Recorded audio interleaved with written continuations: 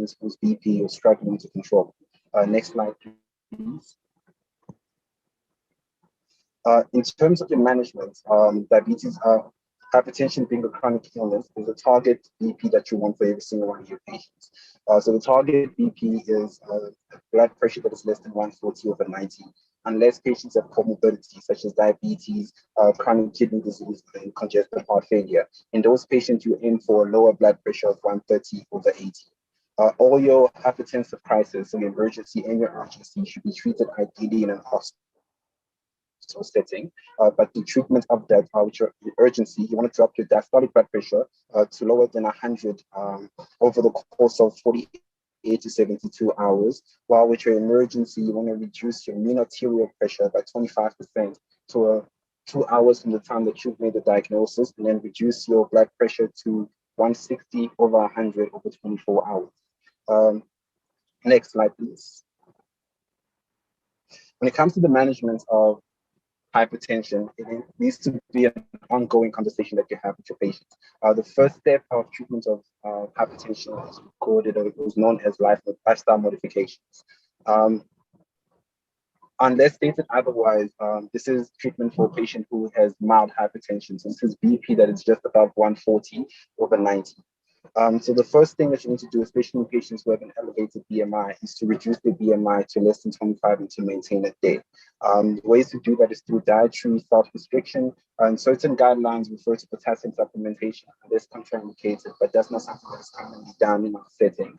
Also, there's something known as the DASH diet, which stands for diet approach to stop hypertension. So essentially high vegetable foods, low fat, dairy products, whole grain, poultry, and so forth. It's also very important to refer your patient to a dietitian, because obviously with the population that we're seeing within our primary facility, a change in diet is not always feasible. So speaking to a dietitian may help them in terms of what food option they have that may still fall within their financial constraints and the financial brackets. For patients that are smokers, it is important to try and get them to stop smoking. And again, it's a conversation that you need to have with your patients, motivating them and kind of negotiating. If they used to smoke 10 cigarettes a day, try to cut it down to 5 and eventually lower until eventually the patient is no longer smoking. Any patient that consumes alcohol should also reduce the alcohol intake, and exercising. Exercising is extremely important. EDL refers to 30 minutes of brisk exercise. This is just activities around the house. Again, just give them examples of what type of activities they can do, from walking when they can take a taxi, brisk walking around the yard, and power walking and so forth. I don't know about other clinics, but at Lillian, we actually have exercise every Friday morning. So we have someone that comes in and is free to staff and patients just to help people exercise and so forth. That also is something that has proven to be very helpful in terms of reducing your blood pressure. So in a patient who's presenting with mild hypertension, you want to give them 3 months of lifestyle modification before you review to try and see if there's been a change in their blood pressure. If a patient is coming with moderate to severe hypertension, you want to see them a lot closer than that. And if it's severe, then you start them on medication for the first encounter. Next slide, please. So step 2 occurs if you still have blood pressure that is greater than what you have targeted. So the first line medication that you give is hydrochlorothiazide at 12.5 milligrams daily.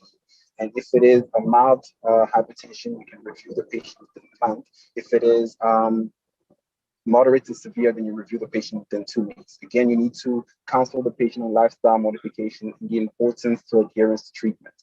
The problem with hypertension is that it's known as a silent killer. So most patients present when there's already been established target organ damage or it's extremely severe. So a lot of patients may not understand why they necessarily need to start taking medication for the rest of their life, something that they cannot feel. So patients' education is extremely important in terms of making them understand what hypertension is, the type of damages that it can cause, and what specific target organ damage and specific danger signs they need to look out for. So for a patient who you've seen after you're reviewing after a month, and they've been adhering to the treatment and they're also complying in terms of lifestyle modification, if the blood pressure is still elevated, it is advised to add on a second agent. Certain studies state that ACE inhibitors work better in younger patients, so patients that are younger than 50, while older patients respond better to calcium channel blockers. It's also stated that Black patients respond better to calcium channel blockers, unless there is an indication for an ACE inhibitor. So you can either start on amlodipine 5 or enalapril 10. Both should be taken at night. And again, based on what your blood pressure range is, you'd either review within a month or within 2 weeks. Next slide, please. And after, when you're reviewing the patient at your next visit, if they've been adhering to the treatment and there's ongoing lifestyle modification, if the blood pressure is still not within your targets, then you increase the dose of your second agent. So you'll increase the dose of amlodipine from 5 to 10, and you'll increase the dose of your pharmapress from 10 to 20. And then you review again in 2 weeks to a month, depending on what your blood pressure readings are. And obviously, every single time that you're reviewing your patients, it is very important to look out for any target organ damage. And after you're reviewing them, if the blood pressure is still not within targets, then you increase the dose of then you add on a third agent. So you either add on the amlod or pharmapress, depending on what you're already on. And you started at the initial dose, and then you review again within 2 weeks to a month. And if the blood pressure is still not within target, then you increase the dose of the third agent accordingly. Next slide, please. Then you reach step 7. Once you reach step 7, and the patient has been adhering to their treatment, the patient has had the lifestyle modification, and you're still not able to get your blood pressure within targets, you increase the dose of Redac from 12.5 to 25, and you add on a fourth agent. Now you add on spironolactone at 25 milligrams, and then you review again within 2 weeks to 1 month. Failure to manage on 4 different agents, you counsel your patients, you make sure that they're adherent to the treatment, that they're adherent to the lifestyle modification. You can review your patients in about 2 weeks to a month to try and see if there's been any change to their blood pressure. And if you're still not able to control it, then you refer it to a hospital as refractory hypertension.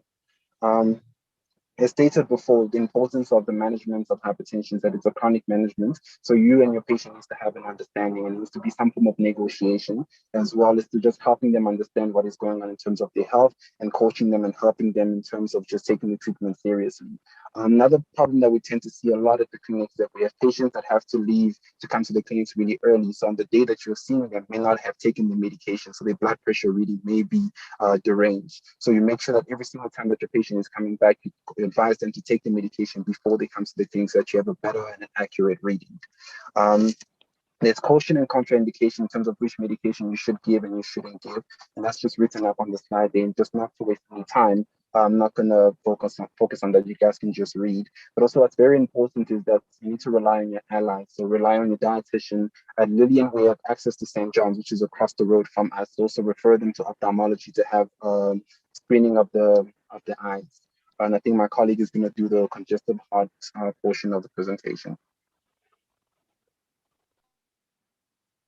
I think we may have challenges with time, so let's leave it. I think you have provided us the slides, and it's up on the website. All of it's there now. Thank you. I think let's stop there. Dr. Pitkov, any comments that you'd like to add to the discussion so far? I'm also fine, thank you. Okay.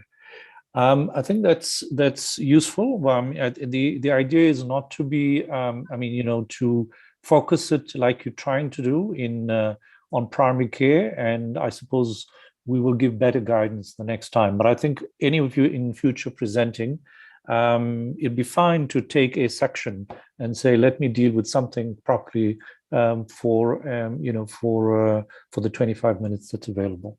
So I do apologize. This is the first year we're doing this, and we're trying to see how best to do it.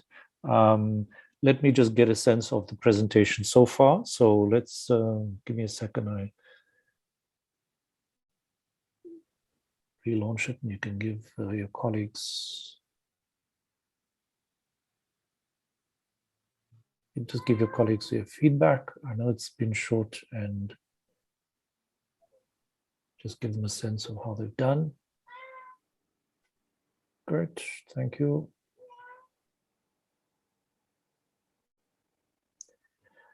So yeah, there's no right and wrong about how you present. So being creative is okay to all of those who are coming in the future. You can focus. So just remember that you've got 25 minutes. Keep it something that you think, this is something that people might, and it's not about the clinical complication. It's about trying to understand better how it works in primary care. So if you're going to go and tell us a bit about the esoterics of hypertension, we'd be quite annoyed. It's about thinking about things that you don't usually think about and reflecting on the condition in that setting of primary care. And anyway, in that space, if you have a focus that you think, okay, let's take it that way, no problem. We would appreciate that. All right. Good, thank you. Let me stop the poll, give our colleagues your feedback, and we'll close then. Good. So thank you very much. I'm sorry that we didn't give your colleagues the chance as well to present, but thank you for all the efforts, and it'll be there on the web page for all of you to look at. And I'm sure that there's great value in looking at the presentation on CCF. So let's close it there. It's almost 4 o'clock. Are there any questions, comments? If there are none, take care, everyone. Good to see you guys. See you next week. Thank you, Prof. Bye-bye, everyone.